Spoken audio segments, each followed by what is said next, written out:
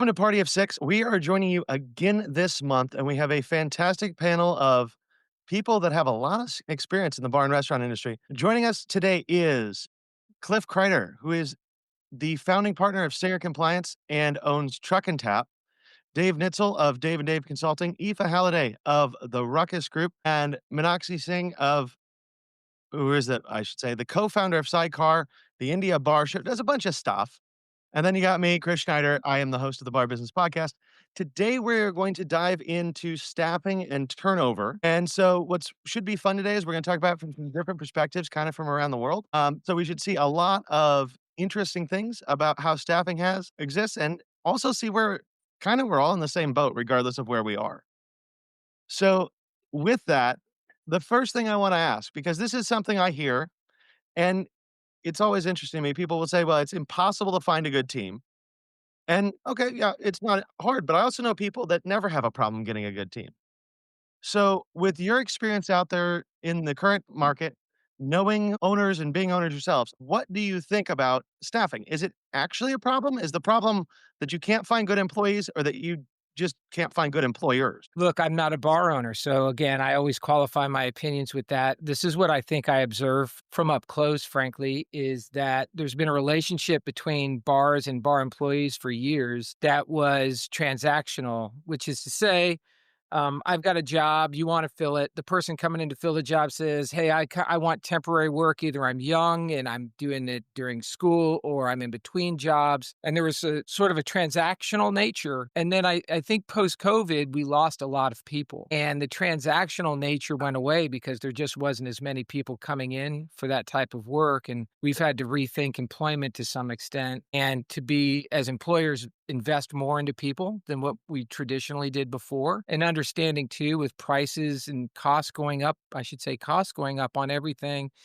creating some and some continuity in the business matters more than it did before. And that's from afar. That isn't to say that people in our industry haven't valued employees in the past. I'm not suggesting that, but just sort of as a baseline on what the behaviors look like. A lot of emphasis on guests from a people perspective, not quite the same energy put towards employees, and that might need to shift. That's my 10,000-foot view perspective. All right. So that's Dave's 10,000 foot view. Meenakshi, does that line up with what you see in India? Yeah, look, I mean, I see this everywhere. I feel like from an Indian perspective, and I started my first bar in like 13 years ago now, and that time we pretty much managed everything on our own, and we were fairly new into the industry. And over the years, we've seen there's been a constant churn, people coming in and out. While the churn is very regular, and it is a high attrition industry, having said that, there was like what Dave is saying is that there was always we were always a consumer first, guest first sort of an approach, always. And I think that's how traditionally a lot of the hospitality industry has been for the longest time. And I feel the shift in the mindset is happening, and it's happening very slowly, but it is very much there. We are seeing a similar crunch here in India as well. More than anything else, there's a lack of the funnel which was constantly getting filled up earlier.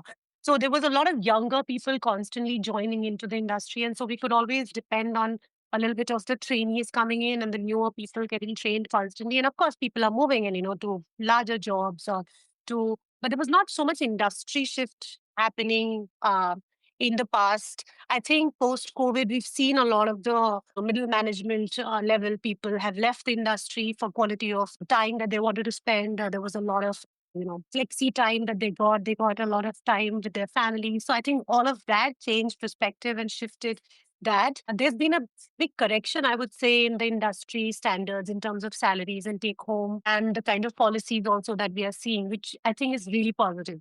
We have really needed that. And I think the shift has happened really quickly in that space. So in the last, I would say 2 to 3 years, the shift is very clear that organizations are re-looking at their own policies, their own people with a far more closer lens and, spending a lot more money with them, not just in terms of the salaries and remuneration, but also upskilling, trading up, and looking at horizontal growth, not just vertical growth. A whole lot of that is happening. So we are completely in the thick of things. Exactly. Like I feel like everywhere I go, I hear the same story, even within the Southeast Asian perspective as well. We are seeing the similar sort of changes. Yep. What are you thinking on this? So in the UK and Europe, we not only had COVID here, we also had the B word, we had Brexit.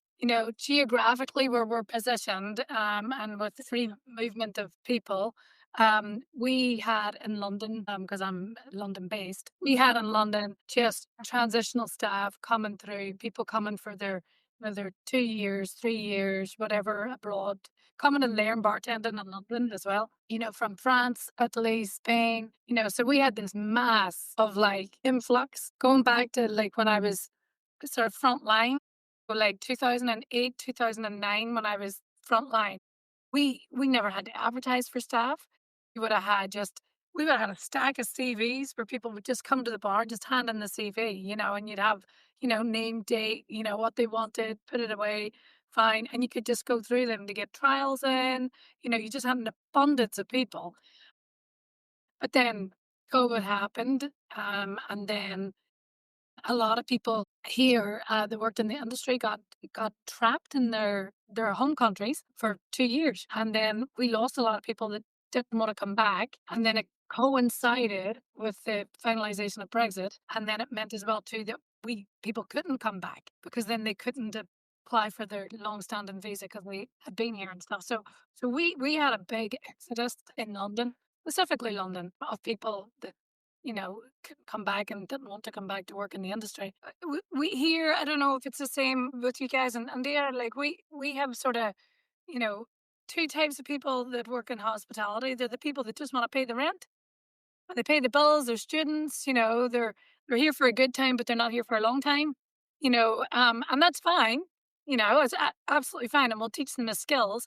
And sometimes we teach them so much of the skills that they stay and they become lifers, or we have the people that have decided that it's a career, but we don't really have the foundation here where we can, go into sort of schools and list out all the careers that we have in hospitality.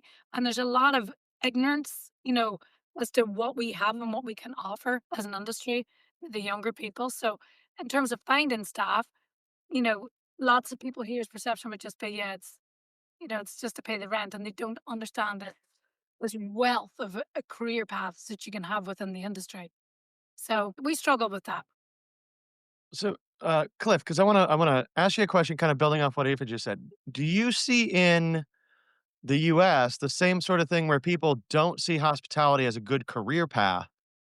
And do you think that's part of why people may have trouble getting employees? Yeah, so I agree with Aoife. There definitely are two types of employees, I think, in the food and beverage business. But I think there's a third one. I think it's the default.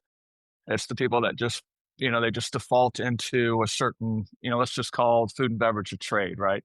They default into a certain trade. And yeah, they could stay or they could pass through. So I kind of say the same thing. You have pass throughs, you have the defaults, and you have the career. But yeah, food and beverage is difficult. It's probably when I was like 15 or 16, I worked at a fast food, and I worked in a really heavy duty bar and restaurant, and I was so afraid of going anywhere near the kitchen. Those guys would just beat the shit out of me, and that still exists today.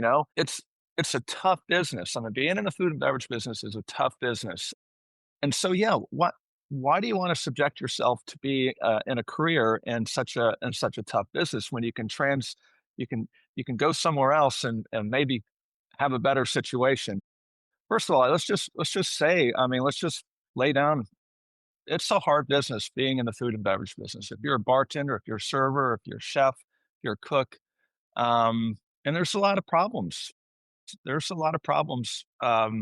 that we deal with, probably mental illness and substance abuse and other kinds of abuse. So why do you want to have a career in this business? I mean, you got to love it, right? You got to love it, and you want to persevere past all those issues, and you want to change things. So I really think the people that succeed in this are passionate about the food and beverage, and they want to make a change.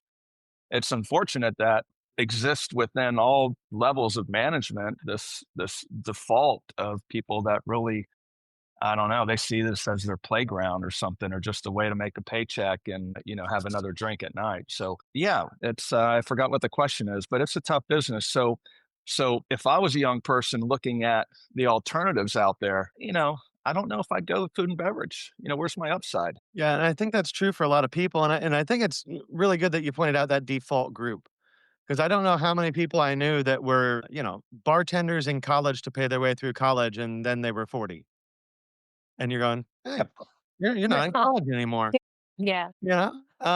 And that seems to actually I think that's in some regards, that might be, like, the most sizable chunk of our industry over people that actually set out to have a career in the industry. Yeah, that's pretty much like every bartender's or story where they always say that, oh, they started bartending just for pocket money and some money in the middle, and then suddenly just kept doing this and they found their passion. And I mean, yeah, I mean, 100%. You have to be passionate. You have to be in love with this, no matter what. I feel like you have to be really invested to really grow, and I think that's what the challenge of this becoming a career is. That a lot of times in the middle somewhere you might find yourself confused in the journey where you're like, okay, so where is this taking me? Is this going to be my life for the next number of years? Until the time, if you can't see that, and sometimes it is a little confusing, unlike the corporate where the ladder is getting clearer.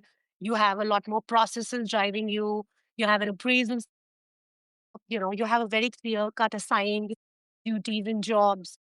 In our industry, it's so fluid. It's literally like the bartender can also be a great, host, and the host can become a great frontline. So you never know when that day has to come where you have to shift your sort of, tracks and be good at everything. And to become a manager, then you have to again assign yourself those responsibilities and duties. You kind of end up learning on the job and picking up a lot of skills over the years. And you end up becoming a manager who started off as a, you know, behind like line coke, or you could be a bar back, and then you suddenly become you can rise to a GM. So I think it's very much about perseverance, and very much about is your brain tuned towards hospitality. And I think it takes a certain type to reach that sort of a level. It's not definitely everybody's ball game. Well, for sure, and I'm gonna pick on Aoife a little bit because I know she spent all day yesterday doing training. Because that's kinda where we're getting at, right? Here's we have these employees, we have to give them the tools, to your point, Meenakshi. So Aoife, when we're thinking training around the industry and how we have to adapt, since you're tired this morning because 'cause you've been doing that all day yesterday, Yeah. what do we need to teach people to actually make this industry attracted to them, to actually keep them here? Well, like I completely agree with Meenakshi that not knowledge is power. A lot of people that come into the industry, they don't understand what lies beneath, and the amazing careers and the amazing journeys that they can go on. Again, they might come in and they start as a host, and then the next thing they know, their passion's in the kitchen. I do think it's about training and investing in your people, you know, and making sure that they're fully aware that all these things are going on. Like the reason that I ended up working in bars and restaurants, is I worked in retail, just part time pocket money. And then when I went to university, I spent my student loan in the first week and I had to get a job. So I got a job in a bar and had to pay my way through university. So I loved being in bars and I loved partying. And I thought, oh, this is great. I can save money and I can still go out and, you know, I can still listen to great music and have a boogie on a Friday night and, it's not going to cost me any money. So that's how I fell into it. And when I came to London, it was all pubs and stuff that I worked in. But then when I came to London, I joined a group. It was the first time that anybody was ever said, okay, your induction's done. You're going to come in on Tuesday and this guy's going to teach you how to make drinks. And I was like, "What? I've been working in pubs for years. I know how to make a drink." And they were like, "No, no, no, you're gonna come in, he's gonna teach you how to make drinks and, this and teach you your service and all of this." And I sat in that training and it was the first proper time that somebody had invested into training me how to work behind a bar. And I sat there and I was just blown away that, we spent 4 hours talking about cocktails, spirits, how to mix drinks, how to, create atmosphere, how to create vibe and how important that you are as the bartender, as the frontline staff in making the magic happen. And I sat there and I thought, oh, I was like, I can't believe somebody pays you to do this. This is an amazing job. And it sort of opened my eyes to all these amazing jobs. And I did say to him, in a couple of years, I'll have your job. And I did. In a couple of years, I had his job. But, it opened up the entire industry, the drinks industry, the spirit industry, and just all of this thing. So I believe that you have to invest in your people and you have to give them that insight into how it works, how it works, what your business is, what it is you're trying to create, the experience that you're trying to give people. And you have to really bring everybody along from the very beginning and invest in the training so that they're able to create that magic and that experience for your customer. Chris, to kind of run with that a little bit more too, I think it's incumbent upon the ownership to make that happen. Uh, So, a lot of this is you talk about the employees and getting them to stay, but getting them to stay means that we create a path and a conversation. So, for example, I was recently doing a talk and a gentleman in the back raised his hand and I was talking about the importance of doing one on ones, which isn't something that I think we naturally do in this industry. I don't see it. And I was like, look, you need to have one on ones with people to find out what their individual needs, wants, and desires are. And then you can sort of manage to that. And this gentleman raised his hand in the back and he goes, Dave, he goes, basically, bah humbug, that doesn't work. I do one on ones and nobody cares. And I was like, that's rare. Like, I haven't really ever seen nobody care about that. So I was like, tell me more. And he said, well, I told everyone that if they want to have a one on one with me, that they can come see me anytime. I just kind of laughed and I said, no, man, that's not how that goes. Like, it's our responsibility as the owner and leader to schedule unique, and this isn't a performance review. This is you getting to know your team, and frankly, selfishly, we need to slow down the turnover because what's churn? One person's about $4,000 ahead in Yeah. turnover, and people say, "Oh, that can't be." Do the math, and it's about right. And what would your life look like? What's your life look like at 100, 200% turnover? What would your life look like at 10% turnover? And if everyone knows what you know and you've invested them and we've got everyone moving in the same direction and no one's leaving, suddenly as an owner, you have something called time and options, which is hard to find. Cliff has time and options. I know this about Cliff. Cliff has time and options because he doesn't have massive turnover and because he invests in his team. And it's very clear to him what his team wants, and it's very clear to his team what he wants. So, anyway, without going too far in, my point is it starts at the top, and owners have to change the culture of their business if they want to change the culture of their business and invest in people and understand them at a more, yes, personal level and professional level. Final point, I said this in that same talk. Show me a career where I can start as a dishwasher and be an owner in like 5 or 6 easy steps. It's an incredible industry to work in. It's an incredible career with a rocket ship trajectory if we let people know what that path is. And I'll shut up. Dave, you're good. Real quick though, I want to go to Cliff because you called him out, so I want to give him a chance to tell us about time and options a little bit. I think what we've done a good job here is creating a bench, right? So, and we had those success stories. One of our beloved general managers was he started as a customer, a balding, purple-haired punk rock drummer, little chubby guy, but everybody loved him. And so he started as a bar back and went to bartender, went to assistant manager, and went to GM. But it's a tough business, and he works somewhere else now. But while he was here, it was fantastic, and so we've had those stories. We've got 2 bars right now that probably have the same crew that have been there pre-COVID.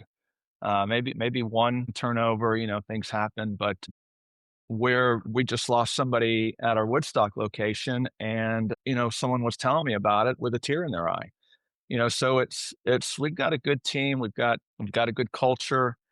While they're here, they need to be, they figure out where their role is. You know, we've got 2 locations that have kitchens, and the dynamics are a little bit different. But again, turnover is low. I just think you've got to. It's a philosophical question, really. I mean, and it transcends economics. So you just got to do the right thing to your employees. And Dave knows a little bit about it. Like Dave, give me some books. I'm going to pass the books out. See who one of your books sparks with.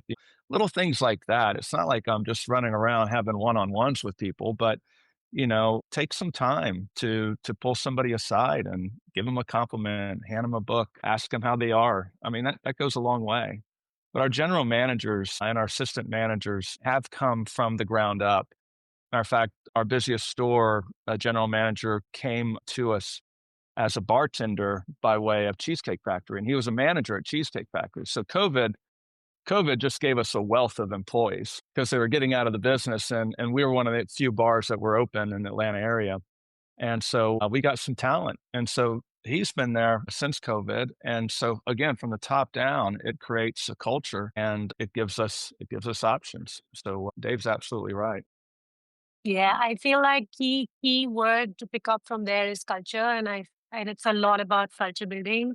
It's about like your DNA as the founder, which is going all the way to the person who's at the gate, to the person who's even washing the dishes. What we've seen is that we looked at a bunch of things 2 years ago where we were like, okay, so it's a really fun exercise that we've started doing every 3 months. We've done a few things and looked at internally and what like one is of course you're always available to talk to you, but in the second level, of course, onus is on the owners and onus is on the founders to take that call. You can't just hire an HR manager and expect them to spin things around, and they will never understand or feel the way you feel actually about your business. And one of the great things that came out of that exercise 2 years ago was that we saw a bunch of people who came up to us and were shared things like staff meals, and we would like to have longer breaks, or we would like to have we are okay to work extra, but we would like this a nice smoking area and stuff like that. It really worked because we went back to be like, hey, listen, this is important. This is back at the house stuff, which is not really giving you making you money per se, but there is something called comfort of the team. There is something called a system, and like just creating that environment, right? And then we started doing the family meals and a bunch of things that we sort of turned a few things around, and we could see the overall general happiness, like how people work for people, and we always say that they don't really work for any organization. They're working because their manager is a good manager, or sometimes they leave because their manager is not good enough. Whichever way you look at it. And if that is where you have to look at, and I think when you should ask those questions as a founder yourself, if you're seeing things shift too fast, you should definitely look at your own managers and see, is their behavior different in front of you, and is their behavior different in front of the employees? Are they behind your back, not treating your team nicely with respect? I mean, at the end of it, with comfort, are they giving that sort of space to grow, to have it, just have a space to vent out sometimes, once I remember a few years back, someone came up to me and, while they were leaving, I was very upset and I was like, what happened? Like, you were doing so well and we were so happy with your performance. We are looking at shifting you to the next bar at a more seat. And we were like, whenever we go up to the manager, he sort of shuts us down with, this is how things are, and, did not listen to us. I felt that, sometimes being just needs to be listened to, just a good person overall, right? And I think that's what Cliff meant by philosophical there, where you do transcend from processes very easily into being a good human being. And just kind of, it's a very old school to say that you're all family and, we're all working in a family. A lot of the younger gen does not understand those words. And when you say that, we're all, let's eat a meal together, let's just have a chat, let's have a coffee together on the break time, why do we have to have a standing up session all the time? Let's all sit down and be comfortable. The body language shifts the minute they're comfortable in talking to you and sharing things. And we've seen that change with the younger team that joined us. And we were really struggling with, I mean, if you notice that it's the older guys who still have, the boys and the girls who still have a career path going on, but the younger ones are the ones who are very quickly moving or very quickly shifting industries because there's more restlessness in them. And we keep making fun of the Gen Zs, but at the end of it, this is the generation we have to reach out, right? It's always the elder generation talking badly about the younger generation. I mean, our parents talk badly about us. So I feel like this is your prerogative, right? So we got that. But yeah, I feel like it takes patience and it takes listening and it takes looking internally sometimes that maybe you need to be more calmer and more patient with your own people. Go ahead. Well, I just want to add some. Can I just add something real quick? It's get back to the general manager and the family time. Just an example, the general manager will twice a year take the whole restaurant to a mountain house and hang out for one night. And our accountant will bitch and bitch and bitch about that money going out the door. Why are we doing this? No one does this, you know? And it's like, why would we not do that? And so that's part of it. You've got to break the mold of being everything about the numbers or everything about what we did somewhere else. So anyway, sorry, Aoife, go for it. Oh, no, you're good. I wanted to jump on the younger.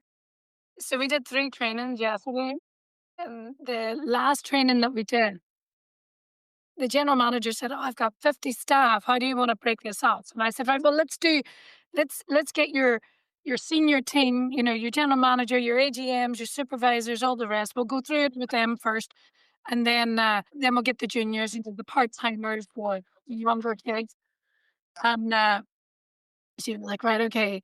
She was like, I said, "Don't be expecting much from them.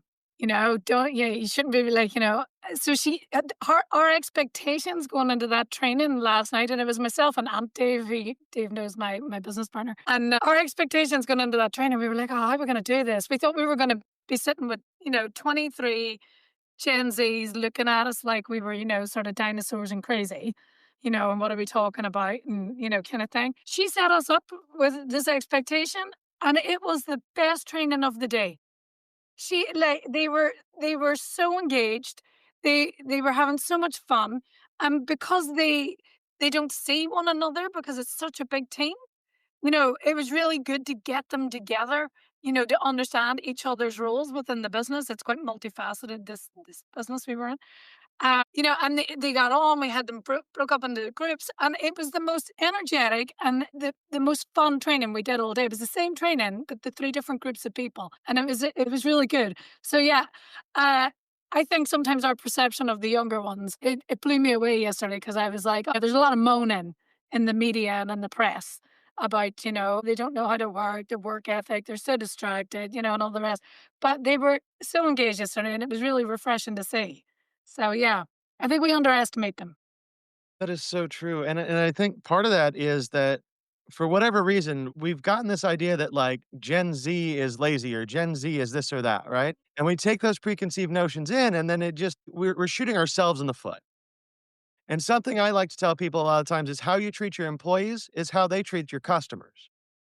So if you assume your employees are dumb, they're gonna assume your customers are dumb, and now you have a bad experience. But with that, Dave, what are your kind of thoughts on this area? Yeah, I agree with that too. I think every generation's different, and just because they're not the same, because they may not think the same as us, doesn't mean they don't want to be just as successful or more so. So I reject the idea that there's generational stupidity. I mean, if you talk to the greatest generation about baby boomers, who we sort of, baby boomers are somehow exalted now. Those were the pot smoking hippies of the 60s that nobody liked, right? So ignore anything about that. But what I do think, and Cliff undersells himself a little bit. If you treat people as disposable, they'll behave Uh, as such, right? You tell people how important they are. Cliff does a wonderful job, if I may, of sharing knowledge. And one of the greatest gifts we can give as leaders to our teams isn't how to do something or what to do, but why to do it and why it matters. And we teach people how to think instead of how to do stuff. And Cliff doesn't walk into one of his bars and tell people how to pour a drink. People gravitate to him because he'll talk to them about business. He's a natural sort of teacher and is a happy sharer of information, and people gravitate to that. And I think too often in the industry, I see people that just want to teach process, even training. So there's one thing to train the hell out of someone, which I agree with. We want to train people. But when we get people to transition from what to do to why I do it, and they understand how to think and behave in a business, then we've given people so much more, and they'll stick around longer, right? So there's not, it's, by behaving in a very unselfish way and being very giving to others, it's reciprocal. And that's how we get that. That's why Cliff has time to do stuff, because his team knows how to think. There's no doubt. And by the way, Cliff does Christmas parties. They don't just go to cabins. I got the invitation to the Christmas party. Cliff does lots of celebratory events. It's not by accident. So if you want to have this low turnover, if you want to have time and money and continuity in your business, It's very deliberate how you have to go about doing that. And someone said something about breaking the mold. That's what I think. I think we have to break the mold of what's been for many, many years. And the people that are on the cutting edge of that, people are lining up to work with Cliff, where other people, I have people who are shutting down service in their restaurant and they're brown bagging the restaurant because no one will even apply to work there. So there's a chasm between the people who understand people, not just guests, and people who don't. Yeah, 100%. Yeah. I agree. Yeah, I mean, you said it, Dave, that if you have people who ask the why or go for the why rather than how, and this is again beginning from the lowermost to the highest in the hierarchy, those are the kind of people. I also feel that they're at the same time you also have while your investment in the human resources definitely, something which is right now of prime importance, and that's what we are discussing and why of it.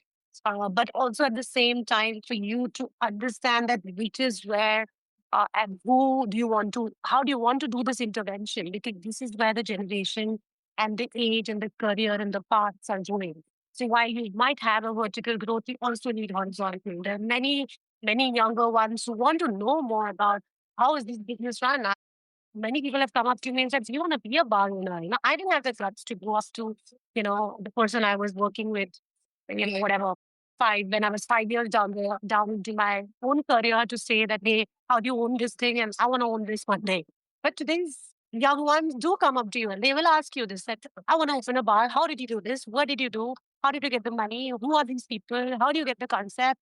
And it's interesting because I like that. I like the fact that they are questioning and they are questioning you, and they don't have the inhibition is much lower.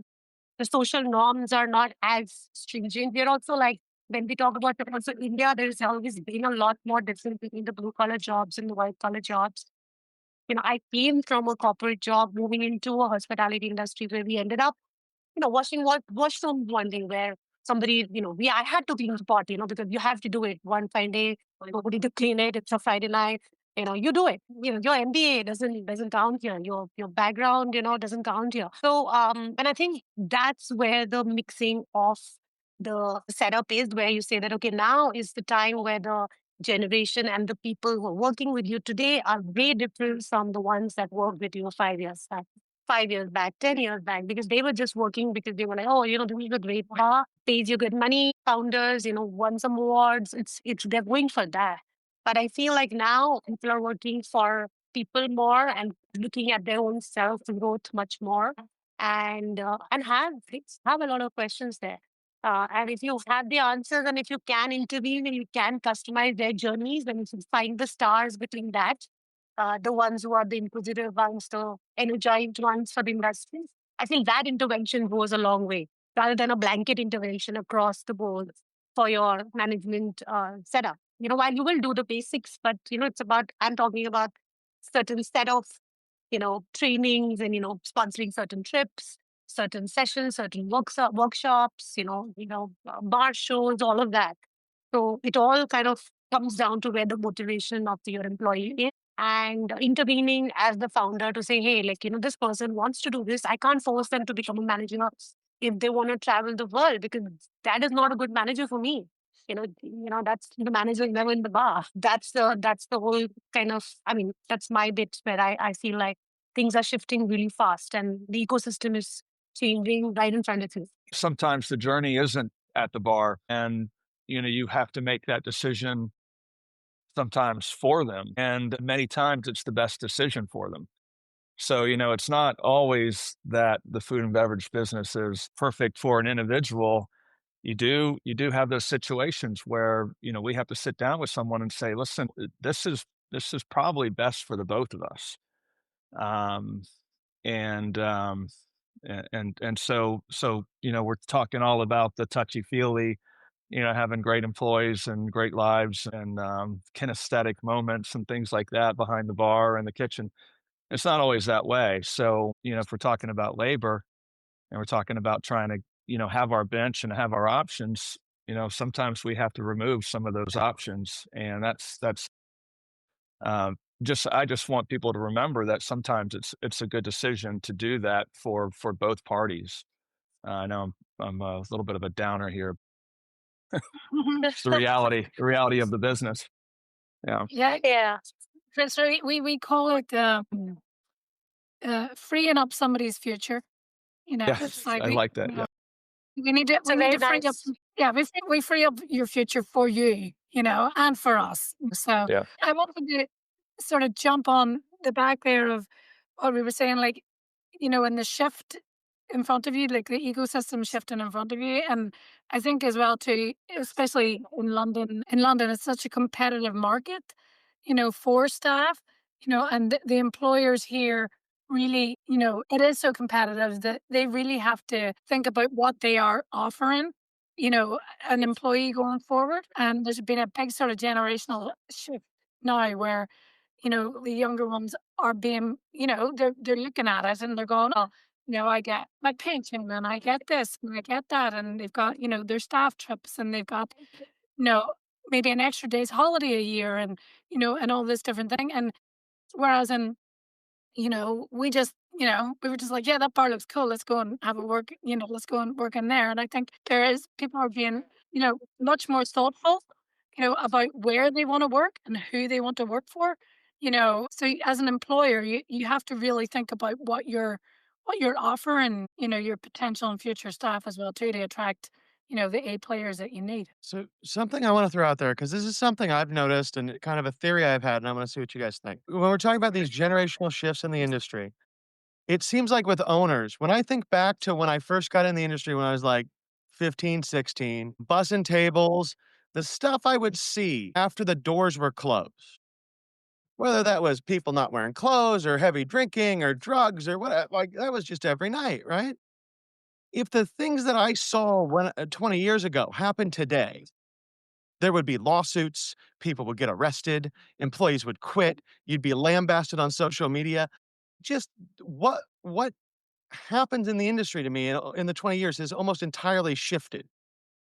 And then so you have some of these folks that have been around for 20, 30 years that grew up in that environment where it was a little bit more, I don't know, rough and tumble, a little more Wild West. And it seems to be hard for them to adjust to today, where everything has to be a little bit actually professional, like don't do drugs at work and keep your clothes on professional. And that seems to be a hard shift for some people. And I see a little bit of a difference between kind of people with the old style mentality and people with the new style mentality when it comes to ability to get employees. Yeah, those are the ones we're talking about when we say dinosaurs. Those are the Yeah. dinosaurs. That's why they're extinct. And I feel like there's a reason why they are sort of getting out of the industry or maybe are finding it very tough to find people to work with them. Because if you're not moving with the times, and if maybe, okay, 20 years ago, this was the norm and this is how things happen. It's not the norm now. It's not something you can just get away with. And I think if you don't have that mentality, which is where you're constantly learning and growing. That is a learner's mindset, right? So if you don't have the learner's mindset, that could be very dangerous and counterproductive too. I have met many very, very, very senior people in the industry who'd be like, this is how we used to do things, and this is how things have to be. And those are the people who are getting canceled now constantly with the younger ones. And in all honesty, I also feel that that's healthy because we don't want that to happen again to anybody if they did do all those things behind closed doors. I mean, good riddance. Dave, I see you I over find there. I was just gonna say, Dave, I see you taking notes over there. So I'm wondering what you're writing Oh down. yeah, look, I always take lots of notes during a right just to track the conversation. No, look, I was actually thinking while Meenakshi was talking, I was thinking about last episode we talked about why do you own a bar, and I won't take too much time here, but I was called in for a coaching consult or a consultation. A guy wanted to work with us, and we're going through the bar, and he was just all negative about everything, like everything's negative. So at one point, I just naturally said, why do you own bars? He said, I own bars so I can have sex with college girls. He was in a college town. And I was like, oh, all right. Well, like he had no entry. Like, he couldn't have been. all this guy wanted to, that's the only reason. I was like, nothing else. He's like, no, he goes, I make a ton of money and I want to have sex with young girls. And I was like, all right, dude, well, probably not my, I wasn't, I didn't like plant my holy flag and say, I'm not working with you. But inside, I was not working with him. I didn't verbalize it. But I was like, oh, that's an interesting take on the business. We did the rest of the walkthrough and that sort of thing. And I left and never called him back. So, why you do this matters. And I think the why for the younger generation of owners is different than the why for the old. But not all old people are evil either. I mean, look at Cliff. He's really old and he's wonderful. So not all. So it's not ever, it's just like the other generation. Not all young people are lazy and not all old Mm. people are evil, but the why for everyone does matter. That's what I was thinking in the moment. That wasn't the notes I was taking. To jump back on what Meenakshi was saying about people getting cancelled, like we have quite a lot of, the sort of dinosaur, like the ones that aren't changing, they're not shifting with the times, and some of the areas in London, their venues should be busy just based on the simple fact of location. They've not shifted their offering. They're offering to their, to the new demographics in the area and to the new demographics of, attracting good people. And and they're very confused as to why it's not working. Why was it working 15 years ago? Why was I making, £150,000 a week and now I'm barely scraping £50,000 a week? And and it's quite hard, like as you said, you know, trying to tell people that this is you're doing it all wrong. It's quite hard sometimes to explain to people when this is their mindset. Like we had one client, the area in London that they had their venues, they didn't even like going there or being there. And they used to just like, slag off the people that like sort of created the area, made that area busy and, popular and all the rest. And it's like, well, why do you even bother? Why do you bother having venues in this area, trying to create something for this area, for this demographic, for the people in this area, and you don't even like the area yourself? It's just mind blowing. Just to add to, we were talking about just two bits of it's a really unsafe environment for women to work in. I mean, and if you see 20 years ago, 25 years ago, countries like India didn't even have women in the bar. They would never women behind the bar, in the kitchens, because these were the really unsafe spaces. And the fact that there's a shift, the fact that we are living in a far more inclusive, verbal, vocal world, even if you think of doing something, you better not, right?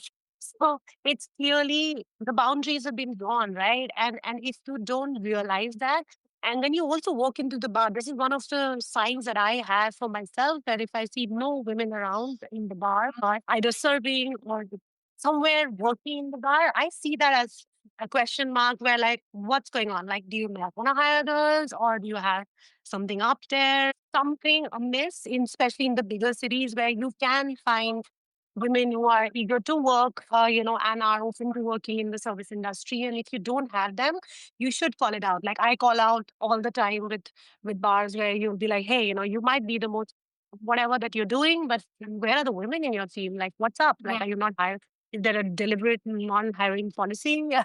I mean, I can be a little Yeah. bit of a stubborn person when it comes to that, but I feel to speak it out. Like I've been to panel discussions where there are only men sitting and giving you an opinion Mm. about how the industry must run or where the future stays. I'm like, literally, you're like taking 50% of the population and discussing the future of the industry. Like, come on, like that, there's something wrong with that setup. And I feel the unhealthiness of the industry is where the good riddance part was when I said that was created. That's all of it. It was the toxic, I feel, part of our industry, which I think kept a lot of the women away. And of course, that's I mean, especially in countries like India where, it's culturally also a tough one to navigate.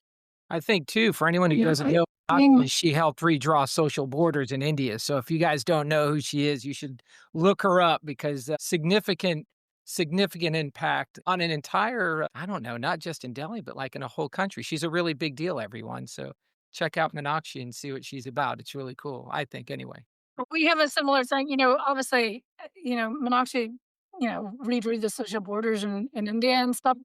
much bigger walls to crack down. But you do find here as well too, it's very male dominated. I am generally the only female in the boardroom, especially when you work in certain parts of hospitality, which is like, I work in operations, mainly operations and training. You find far more females head of HR and find, in certain pockets, marketing, sales, HR. But when it comes to the nitty gritty of running venues and the actual operations and things like that, you tend to find that it's very male dominated. And trying to get a voice in the room is hard work. And we do have groups that we work with, and you know all their owners, all their top senior management are all male. And trying to influence them to maybe try and get some diversity into their top management could really help their culture and really help them attract people and a variety of people and diversity in their teams as well too. It's interesting to me too, because as you guys are talking, I'm thinking, okay, I agree. It's an absolute red flag if you go into a bar and it's all men. Like, that's a little weird. But the other red flag is on the other side. When you go into a bar and the only people working are really attractive women between like 21 and 25, Mm. right? So on that, because you'll see that, and that's just usually as much of a toxic culture Yeah. as one without women. And then too, you see most of the managers are men, and it just gets a little creepy in a lot of bars, I notice. And for some reason, people think that's good for business, which I have never understood. Cliff, what are your thoughts? Well, you have to hire good-looking guys too, so then it just offsets, Yeah. even Steven. So, yeah, I mean, listen, we have our cougars sitting at the bar, I mean, it's we have our young men sitting. We Everybody comes in for the bar, and again, like I said, our most famed bartender was a smaller, chubby, blue-haired dude. So what was attractive about him was his service, was his what he knew exactly what beer you wanted before you walked in the door. And if he didn't know it, you believed he knew it. And so that's what you want. I'll give you a real quick story about the women. We have in one of our locations, we have a general manager and assistant manager that are women. Our busiest location, our assistant manager is a woman, and I happened to pop in there like around 10:30 at night. I was kind of like doing a little round just to check bathrooms and just screw around. And so I was there and she was closing up, and there's about four guys. And here's this 23-year-old assistant manager of this store that does the biggest volume. And one of the guys is giving her some lip. And she's saying, you should have plugged something in. And I forgot exactly the story. And he was just being like my 6-year-old son, when my six or my teenage son. He was just going back and forth with her. And finally I just said, look, dude, I said, just say yes, ma'am. Okay. Just say yes, ma'am. And so, if you're gonna have women in the workplace, right, that in our leadership, you have to support them. And so at that moment, I think he figured out, where what side of the aisle I was on. I wasn't one of the dudes that he was kind of hanging out with. I was clearly on her side. So that gave her, I'm sure that gave her a couple of credits for the next near future. But yeah, if you're gonna have women in the workplace, you got to support them. And, as far as it's personality. You got to hire for personality. You can teach anybody this trade craft behind the bar, but you got to hire for personality first. And, looks have to be second, honestly. Yeah. It's a shame that we are, hopefully we'll get to the point where the women in the positions of power won't need the support, and we'll just have the support, without that. But it's great that you're a supporter, Cliff, of having women in leadership roles within your business. Yeah. No, and More like it makes a huge difference. Yeah. Sorry, you were Yeah, saying these are something, Yuka. no, sorry. No, I was saying that, yeah, absolutely. I mean, I think that the intent of hiring women is one, and then going ahead and supporting and planning their career, and showing up for the team, which is in minority, sometimes matters. And I think that is where your culture, progressive culture, inclusive culture comes in. You are being hired on merit, no matter what. And I think Mm, when you realize, and then everybody has to realize that while you have, your foot is in the door, but at the end of it, that foot has to, set up. Like, you have to still find your space, and you still have to find your and prove your, the role that you were hired for. And a lot of times, if you have uh, team members who are in leadership role, if you have women in leadership, it changes the attitude of the team as well. And we've seen that culturally as well. The way and all like in the team how shifts happen, even within the guest behavior. Like I'm again talking in context. You will see if there's an Indian woman bartender who's in the bar versus only men, then the men in front of you behave way better. They are more gentlemanly and they'll be politer. So it kind of shifts a little bit because of that as well. And we have seen that behavior a little bit change for the good. Not necessarily they're not there necessarily to misbehave with the women, but to actually watch their behavior sometimes when things can go awry, especially in the bar. We were an all female management team in a group of 7 venues, and we were the busiest bar. We took the most money, and we had the least issues. What fun. I can believe you. I 100% Yeah, yeah. It was me and like two of my best friends now, but and they were from Sweden, and so it was the Irish and the 2 Swedes, and we ran this bar, and we were the cash cow of the company. We were the golden golden girl. yeah, the golden guns basically, like, and we never had any trouble. And we were in, an area in East London when it was like up and coming. It was very busy. There wasn't a lot of rules. Like, the police were trying to find their feet with the influx of people to the area, kind of thing. And we never had any trouble because when anything did kick off, because it was generally, quite a small but feisty woman, coming to sort it out rather than a big brawly, like, I'm the general manager man, it sort of just, tensions just went down, and it was, yeah, we didn't have any trouble compared to the other bars in the area. It's sort of cluster effect that we had in the area. But yeah, it was great. Yeah, and then that sort of became their hiring policy at the company. It was like trying to get, an all-female management team to run their high-powered sort of, dodgy East London bars. And I think what you just pointed out cannot be, like, understated. The fact that if you have 2 people about to get into it, right? Dude, if I jump in the middle, I'm just getting punched. Yeah. Yeah. I had a lot of women that worked for me, a lot of whom were not younger, right? We're, like, in their 40s, and when they jumped in between a fight, it stopped, right? Because Yeah. 2 big guys, they'll puff up at each other all day long, and if you're a dude, you step in the middle, you're done. Little woman steps in the middle, especially that's a little older than them, they just shut down and they behave immediately. It's amazing. That's what we had. It was Yeah. great. Dave, Huh. do you wanna jump in with some comments? I saw you moving towards the microphone there. No, look, we're just I'm just kind of listening to the stories. We're just kind of going down a winding road, which I think is really cool. You'd asked about my notes. I wrote right here measure. So to pull it back to sort of like employee turnover and that sort of thing for just a second, a boring way. A lot of people may ask, how do I know if I'm doing a good job or something like that. Most modern POS systems will allow you to have some kind of or your payroll company should be able to give you turnover information. And if you don't have that, it's a pretty easy equation. How many people have you hired? How many people have you employed over a year's time? You do some division and you're looking to be like 10 to 20%. So to Cliff's point, there's been so many good points. Everyone's been like spot on with everything. But in the end, you want to be able to quantify what being a good employer looks like. If people are constantly leaving and you don't know why, then you're probably not in the category of good employer. Whoever's listening, don't take that too personal, but take it personal enough about it. And if you don't know your numbers, then I might argue that you don't care enough. Know those numbers.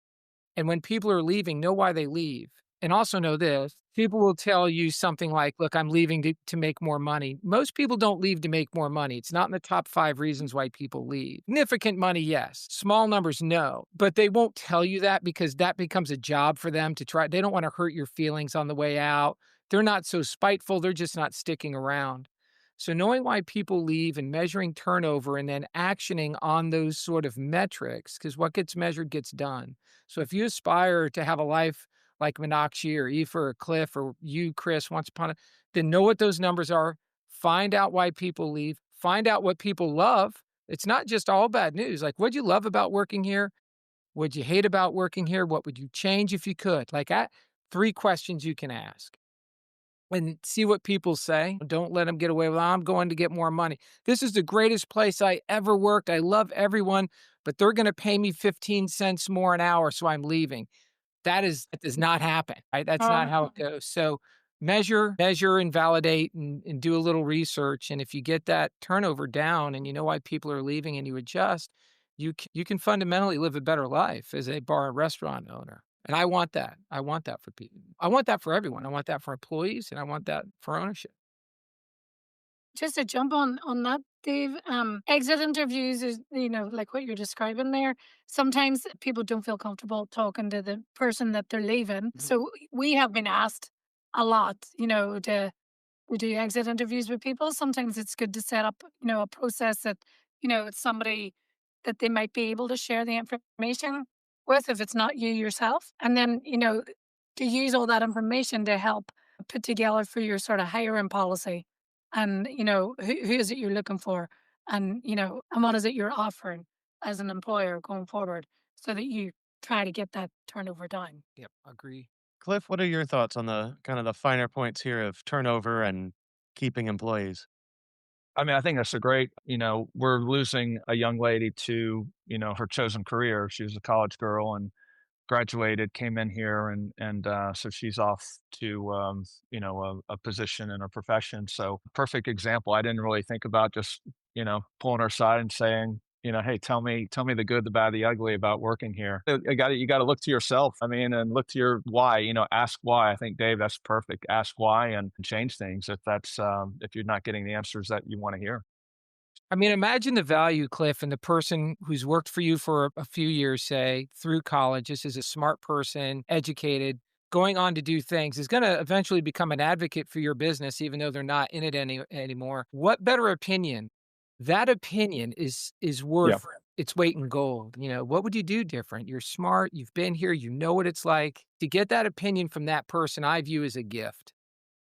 And I'd love to hear what they say. Like, it'd be cool. Come back and share what they say. I'd like to hear it. So we're coming up short on time. So I want to do a little lightning round before we let everyone go. I Okay. was thinking what would make sense this week, and I think this month for the lightning round, the question I want to ask is this: if you were meeting with somebody who was a new owner in the industry, and you had one thing to tell them about employees, what would it be? What is like your one single nugget that you think everyone in the industry should know? Who's first? Dave, you can go first if you got I you. would say I would say treat your employees with the same care, with the same or more care and vigor as you do your guests. So we get super focused on the guest experience and then sort of ignore the importance of the people that need to deliver on that experience. I would say as an employer, trust your gut. We had a phrase that we used to use, which was hire slow but fire fast. So if somebody was, you know, if you could spot it in the first week that they're doing something that not quite right, doesn't quite sit right with you, but we could get over it. It's a huge warning sign. So yeah, hire slow, fire fast. Good one. I would say like Oh, good one. treat your team like your family. Definitely something it's a little old school again, but going back to a lot of the shifting environment today, I feel like we need to go back to some of those uh, original way of seeing those things. Yeah, I'll add, the family part is pretty good, but it's hard to fire family. So, I think you've got to have like some tough empathy. Basically, they're here to do a job. They need to be able to do the technical. But if you're screwing up, I mean, exactly, you got to give them feedback. So communication. So keep the lines of communication open, but have some empathy as well. And mine would be that not all turnover is bad because we have some folks that are just here for a transient job. They're in college, they're gonna move on. And the best thing we can do to keep everyone else happy with us and to keep our current team happy is when those people matriculate out, to be really excited for them and really supportive of them moving on when they have a better life, because then everyone else sees that we care more about people's lives than about just what we're doing inside the bar. So with that, everyone, thank you so much for joining us. This has been another great conversation. We are going to do this again next month where we will talk about something. If you're listening to this and you are curious about what we're going to talk about, or you want to tell us what you would like us to talk about, Yeah. drop a comment on this video, and we will take a look at that and take all those into consideration. If anyone ever wants to reach out to us for any reason, hit us on YouTube, or you can hit any of the five of us on LinkedIn. And we look forward to seeing you all next month.